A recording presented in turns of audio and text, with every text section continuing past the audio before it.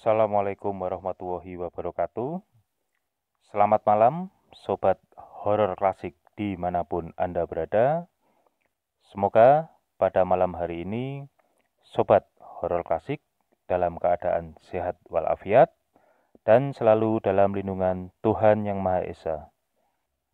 Ada sebuah kisah horor yang terjadi pada tahun 76 yang dialami oleh Pak Catur. Pak Catur ini merupakan seorang yang memiliki hobi berburu celeng atau babi hutan, dan beliau ini memiliki keunikan yaitu lebih suka berburu pada malam hari dan seorang diri.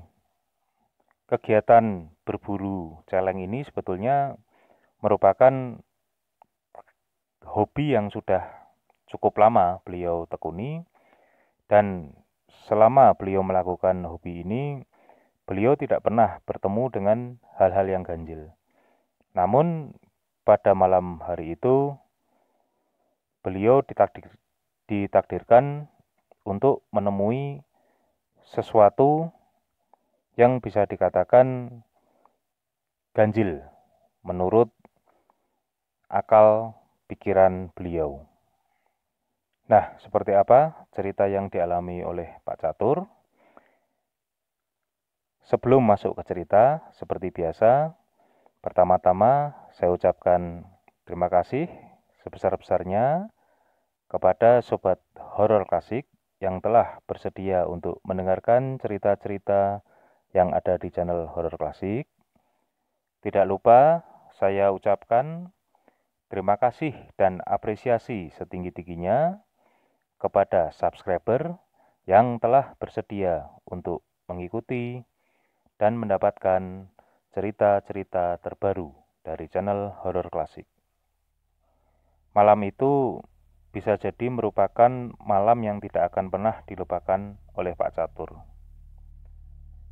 Seperti biasa, bila beliau merasa suntuk di rumah atau beliau mendapatkan laporan dari beberapa teman atau rekan sesama pemburu bahwa ada gangguan hama celeng di suatu daerah, Pak Catur bergegas untuk berangkat ke daerah tersebut dan kemudian melakukan perburuan celeng atau babi hutan. Nah, kebetulan pada malam hari itu Pak Catur ini tidak bisa tidur, dan kemudian tanpa pikir panjang beliau segera menyiapkan senapannya, menyalakan mesin mobil jeepnya, dan bersegera menuju suatu tempat, tepatnya di sebuah hutan di perbatasan Jawa Tengah dan Jawa Timur. Beberapa minggu sebelumnya, Pak Catur sempat diberitahu oleh beberapa teman sesama pemburu ketika sedang latihan menembak bersama bahwa di daerah tersebut terdapat gangguan hama celeng yang mengancam ladang penduduk. Dan memang seperti umumnya pemburu, mereka memang tidak semata-mata melakukan perburuan untuk memuaskan hawa nafsu mereka untuk membunuh saja, tapi memang ada misi untuk membantu penduduk pemilik ladang yang ladangnya diganggu atau diserang oleh babi hutan. Kurang lebih seperti itu. Dan seperti umumnya di tahun-tahun itu, kehadiran pemburu di daerah-daerah tertentu ini memang disambut baik oleh warga. Dan kebetulan Pak Catur sendiri memang di daerah yang akan dituju ini sudah cukup dikenal, ya. Jadi ya Pak Catur seperti biasa ya pede saja melenggang ke hutan yang bersebelahan dengan kampung dengan percaya diri. Dan seperti biasa beliau melenggang seorang diri. Karena memang Pak Catur ini sangat jarang sekali melakukan perburuan secara berkelompok. Karena bagi beliau ada tantangan tersendiri ketika beliau melakukan perburuan dengan seorang diri. Nah, singkat cerita, sampailah akhirnya Pak Catur di daerah yang dimaksud. Dan seperti biasa, ketika sudah memasuki desa, Pak Catur ini berhenti di tengah-tengah kampung sambil menekan klaksonnya 3 kali. Dan memang tak berapa lama ada beberapa warga yang keluar, dan kemudian seperti biasa mereka menyambut Pak Catur berbasa-basi sebentar sambil menawari kopi. Namun Pak Catur karena fokus ingin segera berburu, beliau hanya menanyakan di mana lokasi tepatnya celeng itu mengganggu ladang. Nah, setelah diberikan gambaran oleh warga, sebetulnya merupakan hal yang jamak ketika warga ikut menemani pemburu. Hanya saja karena mayoritas warga di daerah tersebut sudah mengetahui karakter Pak Catur yang lebih suka berburu seorang diri, warga hanya memberikan gambaran atau istilahnya ancer-ancer ya, agar Pak Catur ini paling tidak bisa mengarahkan senapannya di arah yang tepat, kurang lebih begitu.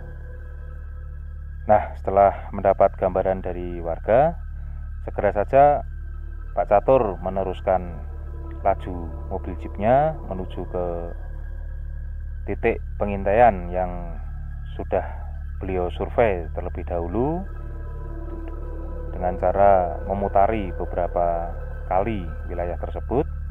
Dan kemudian Pak Catur mulai berbaring di atas atap mobil jeepnya sambil mengokang senapan laras panjangnya.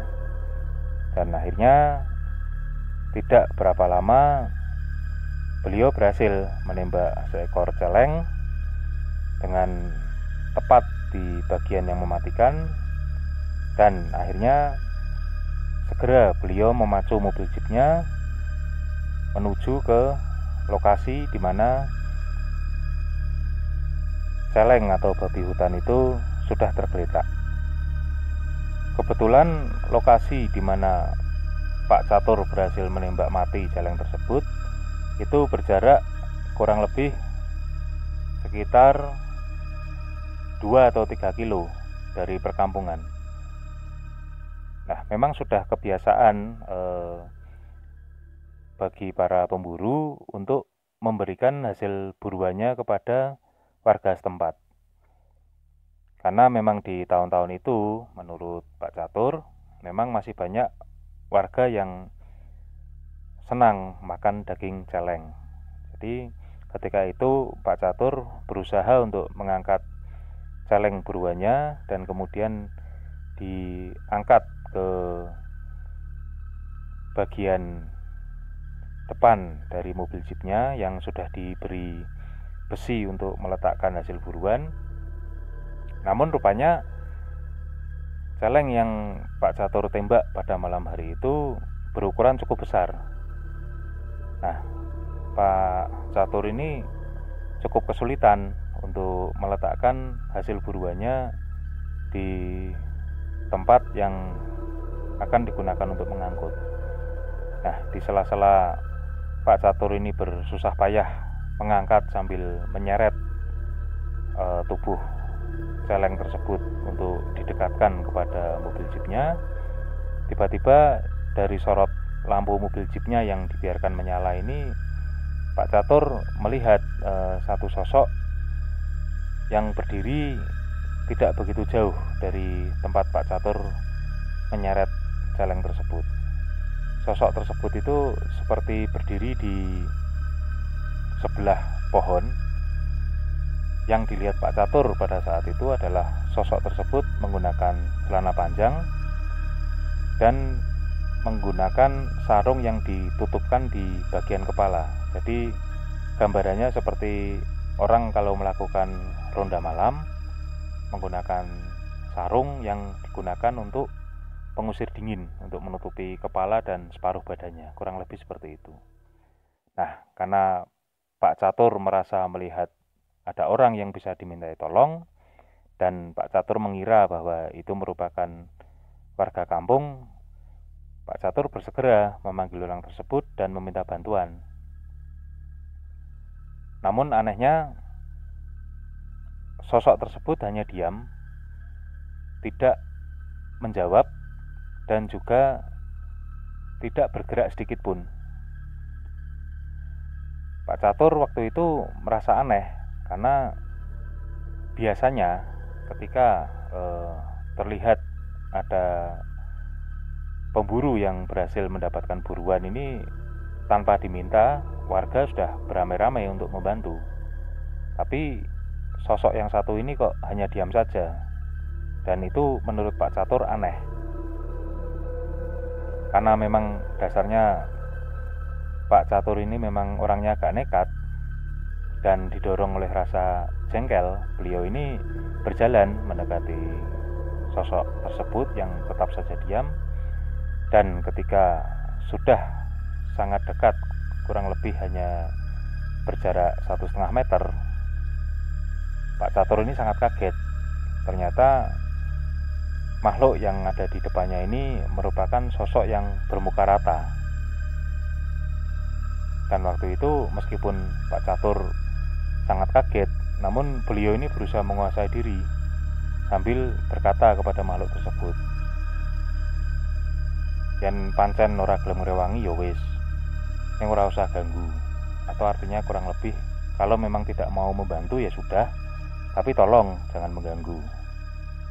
Dan kemudian Pak Catur bergegas berbalik ke arah untuk menuju ke babi hutan tersebut.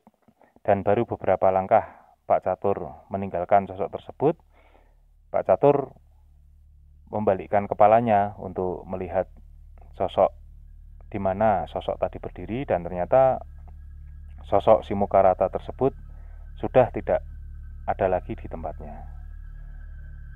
Dan menurut Pak Catur, itu merupakan pengalaman pertama kali beliau bertemu dengan sesuatu yang berasal dari alam gaib untuk pertama kalinya.